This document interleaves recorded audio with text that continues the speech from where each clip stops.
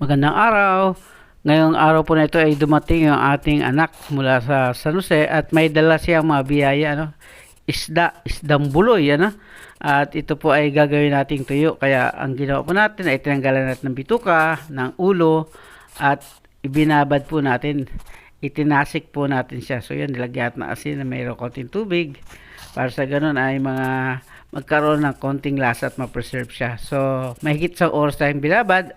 At pagkatapos natin ibabad yan, ibinilad na po natin doon sa ginawa natin bilaran. Ayan po yung ating ginawang bilaran na nung kinuha natin kawayan mula sa bundok. So, nagamit din natin sa wakas dahil inilalaan na natin yan doon sa pagdagsa ng isda sa ating lugar. Subalit, hindi pa nangyayari. Kaya yan po, mayroon naman tayong tuyo after 2 days. Mayroon tayong tuyong pang-ulam. Masarap po yan.